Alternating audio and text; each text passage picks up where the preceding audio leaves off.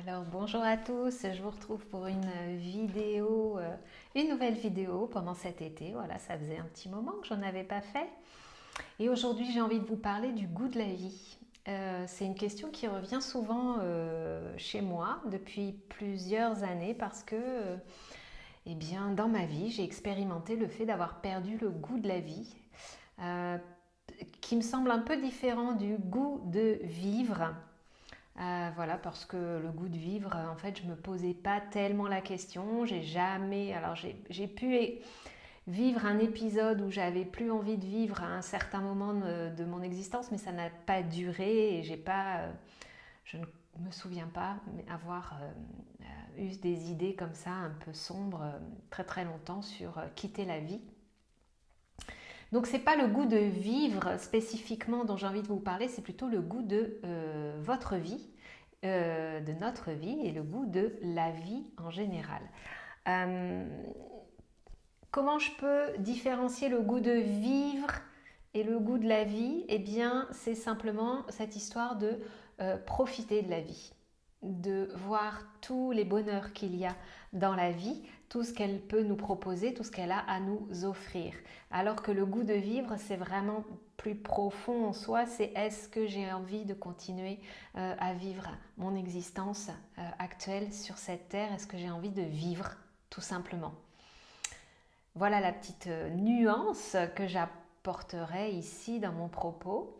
Et donc, j'ai envie de vous poser cette question. Est-ce que vous pensez que vous avez le goût de votre vie? Est-ce que votre vie telle qu'elle est aujourd'hui vous plaît vraiment? Est-ce que vous en profitez pleinement? Est-ce que vous en jouissez? Est-ce que vous avez des frustrations, des regrets, des rêves non réalisés? Et puis cette question qui peut paraître un peu morbide mais qui est ô combien enseignante, c'est si tout devait s'arrêter là aujourd'hui, demain, on ne sait pas, est-ce que vous seriez satisfait, content de la vie que vous avez menée jusqu'à présent? Voilà, c'est un peu ça la question. Et il fut des moments dans ma vie où quand je me suis posé cette question, eh bien, je me suis rendu compte que, bien non, non, non, je n'étais pas satisfaite de ma vie et donc que j'avais des rêves non réalisés, que j'avais des frustrations, des choses qui ne me convenaient pas et que j'avais envie d'autre chose. Alors si la réponse est oui, j'ai le goût de ma vie, si vous vous dites ça, c'est oui, j'aime ma vie, il n'y a rien à faire. Simplement peut-être à se dire comment est-ce que je peux la rendre encore un peu plus jouissive, un peu plus plaisante, un peu plus joyeuse. Donc ça, ce seraient les questions éventuelles à se poser, mais si vraiment la réponse est oui, tout va bien. Par contre, si la réponse est non, ma vie telle que je l'ai menée jusqu'à présent, ou en tout cas celle que je vis depuis quelques temps, ne me convient pas, alors il est intéressant de se demander, alors qu'est-ce que je peux changer? Comment est-ce que je peux l'améliorer? Qu'est-ce que je peux faire pour faire en sorte de la goûter beaucoup plus, d'en savourer tout ce qu'elle m'apporte, tout ce qu'elle me donne, tout ce qu'elle m'offre, comment je peux la goûter au mieux. Voilà sur quoi j'ai envie de vous interroger, en tout cas vous interpeller, parce que nous vivons quand même dans un monde, en tout cas moi c'est ce que j'ai pu vivre, donc quand je me suis posé la question et que je me suis rendu compte que ma vie ne me convenait pas, on peut être beaucoup impacté par l'environnement, par les circonstances extérieures. Vous voyez là nous vivons un cinquième épisode de canicule là dans ce mois d'août 2026. On peut avoir cette anxiété face au climat qui devient, on le voit, on le sent compliqué pour l'humanité, face à tout ce qui se passe dans le monde, face aux scandales, face peut-être même dans votre vie avec des difficultés financières, des difficultés familiales, des difficultés de diverses sources, de divers ordres. Et donc, sachant que tout cela fait partie de ce qui nous est proposé aujourd'hui, actuellement, quel que soit ce qui vous est proposé, quel que soit ce que chacun d'entre nous vit, eh bien, il y a peut-être possibilité de faire en sorte que si tout doit s'arrêter très très vite, de pouvoir se dire j'ai finalement assez peu de regrets et beaucoup de satisfaction, beaucoup de contentement de tout ce que j'ai pu réaliser comme projet, comme rêve, de tout ce que j'ai pu faire, de tout l'amour que j'ai pu donner ou recevoir. Donc c'est intéressant vraiment, je pense, de se poser cette question. Alors peut-être que vous allez me dire, ben oui, mais si la réponse est non, comment on fait? Parce que parfois on est coincé dans notre vie, parfois on n'a pas le choix, parfois les circonstances sont telles que bien on est obligé de continuer et pourtant ça ne nous convient pas. Alors là j'ai envie de faire un petit arrêt,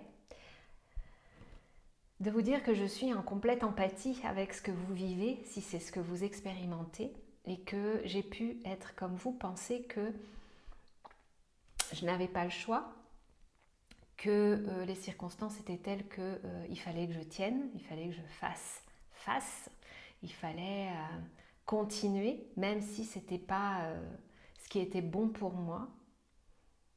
Et une fois dépassé ça, et une fois que j'ai pris la décision d'opérer des changements dans ma vie, eh bien, peut-être même que c'était avant, en fait, et que c'est ça qui m'a permis de faire les changements, c'est que au bout du bout, si on va au bout du bout, on a toujours le choix. Et que parfois, quand on ne les fait pas, c'est parce qu'effectivement, il y a d'énormes peurs, des conditionnements hérités de notre éducation, de la société, voilà, de tout un tas de choses qui sont parfois indépendantes de notre volonté, que parfois les circonstances ou les personnes avec qui l'on vit font que c'est très compliqué d'envisager un changement, une modification de notre mode de vie.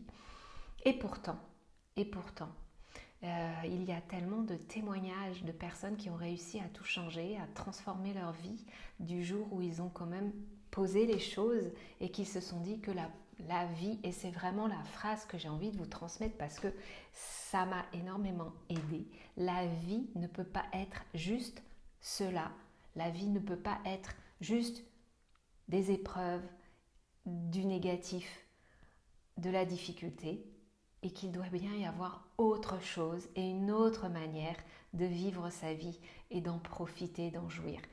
Et en fait, moi, ça a été toute ma motivation dans les changements que j'ai opérés, c'est que j'avais vraiment envie de vivre différemment. Alors oui, certains choix sont difficiles. Oui, retrouver le goût de la vie, ça peut être très très inconfortable et très compliqué, très difficile. Moi, je n'ai pas vécu de trauma, je n'ai pas vécu de violence conjugale, d'emprise où je devais m'enfuir du foyer. Je n'ai pas vécu de choses comme ça terribles et très difficiles. Donc, je ne me sens pas légitime de dire aux personnes qui vivent ça que oui, c'est possible de transformer sa vie.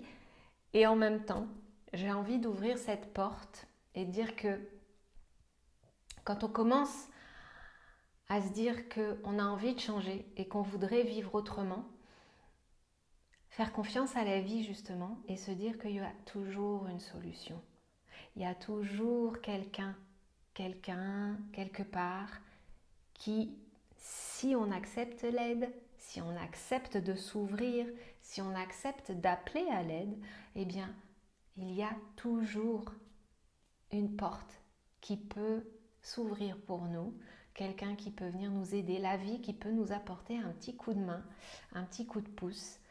Et peut-être que c'est là que je vais terminer.